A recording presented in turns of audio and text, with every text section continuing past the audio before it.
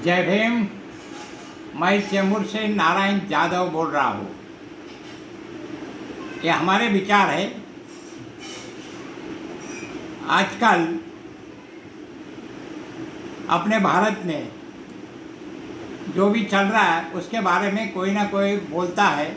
ऐसे हमारी भी इच्छा होती है कि कुछ ना कुछ बोला जाए। तो अपने भारत में या महाराष्ट्र में पहले एक वीडियो बनाया था मैं, वीडियो नंबर 5, गुरु परंपरा। मैं वापस वही टॉपिक पे आता हूँ। तो टॉपिक समझाना जरूरी है। भारत में या महाराष्ट्र में एकनाथ महाराज होके गए, भागवत धर्म की स्थापना किया उन्होंने, भागवत धर्म, और उसकी परंपरा कंटिन्यू चालू रही। भागवत धर्म एकनाथ महाराज ने भारत का भ्रमण किया, पूरा भारत घूमे। घूमते घूमते गुरु नानक से भी उनकी मुलाकात हुई या बात हुई। तो गुरु में वो आपस में मिले। उन्होंने उसके अंदर एकनाथ महाराज की पंक्तियाँ है। ऐसा गुरु ग्रंथ में तो काफ़ी महंत लोगों की परंपरा है। वो देश वो धर्म अलग चीज़ की बात है, मगर एकनाथ महाराज भागवत धर्म का स्थापन किया था। आज 12वीं सदी में भागवत आज अपना 1000 साल हो गया। अभी उस टाइम भागवत बोला था क्या बौद्ध धर्म बोला था ये मालूम नहीं है, समझ में नहीं आता है। भागवत क्यों भ्रम हो जाता है, बहुत बार शब्द इधर उधर हो जाते हैं। अपने महाराष्ट्र भूमि में कितनी भाषा बदली हुई, कितने बदली हो गए। तो शायद उनकी जो परंपरा थी अपने गरीबी के ऊपर, दलितों के ऊपर उनका बहुत प्रेम था। उन्होंने एक किताब में उनके लिखा भी है। तो काशी से आने के बाद कोई गधा धूप में मर रहा था, उसको उन्होंने काशी का पानी पिला के गधे को जिंदा किया।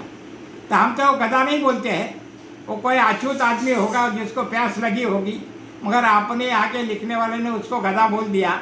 तो गधा की परंपरा अपने भारत में या महाराष्ट्र में बहुत जूनी है। क्या जो भी ज़्यादा काम करता है उसको बोलते हैं गधा मजूरी करता है। वो अच्छा मजूरी करता है तो उसको अपनी भाषा में बोले जाते हैं कि गधा मजूरी कर रहा है।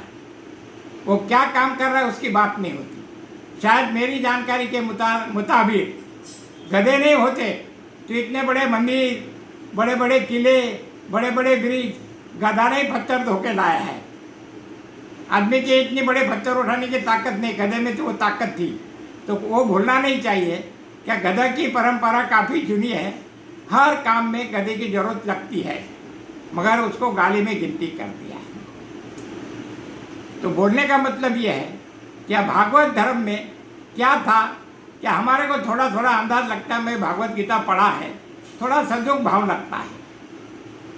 रही बात उसके आगे भागवत धर्म आया, उसका जवाब भागवत क्या बोलते हैं, एकनाथ महाराज ने जो सवाल पूछे उसका जवाब तुकाराम महाराज ने 500 साल बाद दिया।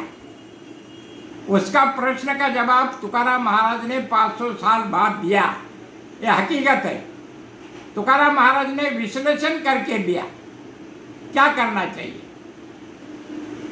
तुकाराम महाराज का सरनेम मोरे था, और मोरे महाराष्ट्र में एक जावली करके है, उधर मोरे लोग का बहुत बड़ा राज था। जो भंडारा पर्वत है, भंडारा में जो पहाड़ है तलेगांव के आगे, उसमें पूरा गौतम बुद्ध का लेनी है।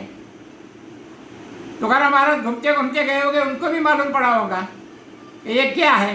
तभी तो कोई परंपरा नहीं थी, ना मोबाइल नहीं था, कुछ नहीं था, मगर अंदर भगवान बैठे हुए हैं, उसका जरूर अभ्यास किया होगा। इतना बड़ा विद्वान था।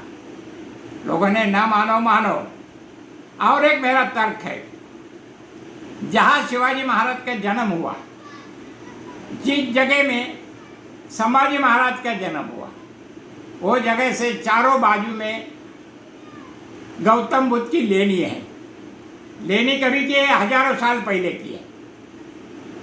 हजारों साल की लेनी है, शायद 2000 साल की भी लेनी हो सकती है। तो बोलने का मतलब है कि हम वो जुन्नर भाग में हम कभी गए या देखा है कि जुन्नर भाग में लोग जो रहते हैं, अभी वो समाज कोई भी हो, मगर उसका जो चाल चलन रहता है उन लोग का क्या थोड़ा नरम रहता है।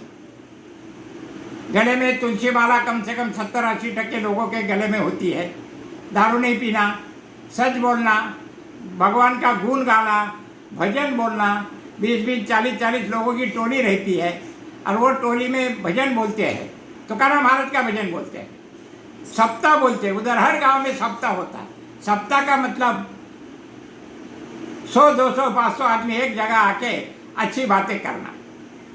तो ये जो उनके दिमाग में परंपरा का जो दिखता है, तो हमको तो ये लगता है हमारे तर्क वितर्क से क्या उनके ऊपर सैकड़ों साल की परंपरा का असर पड़ा होगा। क्या है, इतने शुद्ध लोग कैसे है वहाँ?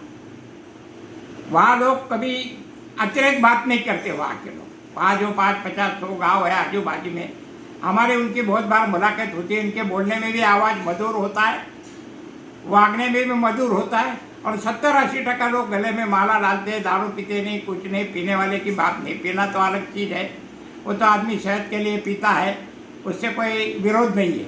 मगर उस परंपरा से, अब दूसरी बात, वहाँ से जो दिंडी निकलती है वो पंढरपुर जाती है। दिंडी की परंपरा कभी निकली है? कोई भी भिक्खु संघ 50-40 आदमी का संघ चलते चलते मंदिर पहुंचता है, सेम उसी टेक्निक में। इस भाग से दिंडी बोला जाता है। वो भक्तगण पंढरपुर जाते हैं, खेली मेली में जाते हैं, भक्त का प्रचार करते हैं, भागवत धर्म को मानते हैं। तो बोलने का मतलब यह है कि बौद्ध धर्म की परंपरा भले वो 1% हो, उस एरिया में रुचि है, ऐसा हम लोग का तर्क है। अभी वो मालूम पड़े 100, 200, 50 साल में अभ्यास होगा तो मालूम पड़ेगा। कभी कभी हजारों साल में आदमी बदली भी हो जाता है। कि आपने यहाँ भारत में या महाराष्ट्र में वैदिक धर्म का प्रोपेगेंडा ज़्यादा रहा है। हर बार वैदिक धर्म ने दूसरे धर्म को पिछाड़ा है। आदमी प्रेम से पूजा करे या डर से पूजा करे, मगर वो पूजा करना पड़ता है। बोलने का मतलब क्या है कि भारत में बौद्ध की परंपरा काफ़ी जुड़ी है। अभी मैं और एक बोलता हूँ, हिंदू धर्म में बोलते आदमी मर जाता है तो उसको 84,000 योनि में जन्म लेना पड़ता है, तब वो वापिस मनुष्य बनता है। हमारा तर्क है क्या गौतम बुद्ध ने 84,000 लेनी बनाई थी इंडिया में। 84,000 उसने नष्ट की, किसी ने कौन किया, क्या किया पता नहीं। अभी थोड़े धीरे मिल रही है 84,000 लेनी। तो वो शब्द इन्होंने अपने किताब में डाल रखा है कि 84,000 योनि, बोले तो जन्म ले गए। गौतम बुद्ध ने बोला था 84,000 नहीं है। पुनर्जन्म में गौतम बुद्ध का विश्वास नहीं था, मगर उन्होंने सम्राट अशोक ने 84,000 मंदिर, लेनी, गुफा भारत में बनाई थी। दूसरे समाज ने अपने किताब में लिखा कि 84 का क्या लिखा जाता है, बोले 84 बार जन्म लेगा तो आदमी बनता है। अब ये तो पता नहीं कि अपने खानदान में कोई मूंगी बन रहा है क्या कौवा बन रहा है, मगर बोला जाता है तो आदमी ज़रा डरता है। तो बोलने का मतलब यह है कि आपने इधर डरा डरा के राज किया जाता है। अभी का भी जो राज है डरा के किया जा रहा है। आदमी डर रहा है, ऐसा नहीं कि नहीं डर रहा है, थोड़ा अलग टाइप है। आपको टीवी में बताया जाता है, अच्छे दिखाए जाते हैं। होली माता, ये अभी 2-4 दिन से वो टीवी पे आ रहा है कि हम होली कैसा करें। होली का टॉपिक अलग है, पाड़वा का टॉपिक अलग है, गुड़ी पाड़वा का टॉपिक अलग है। अभी उसके ऊपर संभाषण करना है तो उसके लिए दूसरा टाइम, ज़्यादा टाइम चाहिए। तो हमारा बोलने का मतलब है, कभी आँख से देखो कान से सुनो, आँख से देखो कान से सुनो, वैचारिक दिमाग से काम करो। हम बोल रहे उससे नहीं है, हमारा काम है तर्क वितर्क करना। जय भीम, जय महाराष्ट्र, जय शिवाई।